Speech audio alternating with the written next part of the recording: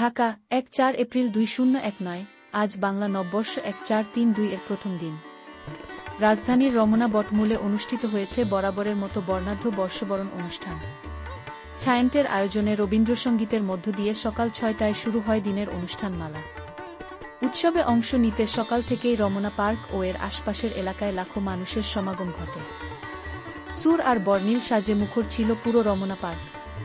ছায়ান্ট শিল্পীদের কণ্ঠে এসো হে বৈশাখ গানে মুখরিত হয় চারদিক।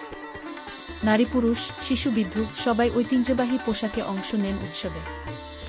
এই উৎসবে যোগ দিয়েছে নতুন প্রজন্মের তরুণ তরুণীরাও, বিশেষ করে টিকটক তারকারা।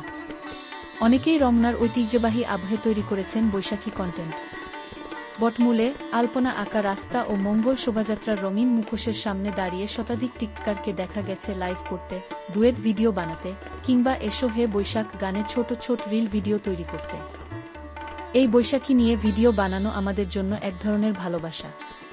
বাঙালিয়ানা ছড়াতে চাই আমরা ডিজিটাল মাধ্যমে। রমনার প্রতিটি কোণ জুড়ে ছিল নিরাপত্তার চাদরে মোড়া, পুলিশের টহল ও স্বেচ্ছাসেবকদের তৎপরতা চোখে পড়ার মতো। চারুকলার মঙ্গল শোভাযাত্রা ছিল বৈশাখের অন্যতম আকর্ষণ। শোভাযাত্রায় অংশ নেওয়া মুখোশ ও কাঠামোগুলো ছিল বাঙালি লোকজ ঐতিহ্যের প্রতিফলন। পহেলা বৈশাখ কেবল একটি দিন নয়, এটি একটি অনুভব, যা এবার নতুন মাত্রা পেয়েছে ডিজিটাল কন্টেন্ট ক্রিয়েটরদের হাত ধরে। রমনার ঐতিহ্যের সঙ্গে টিকটকের ট্রেন্ডিং ধারা মিলিয়ে তৈরি হয়েছে এক নতুন যুগের বৈশাখ।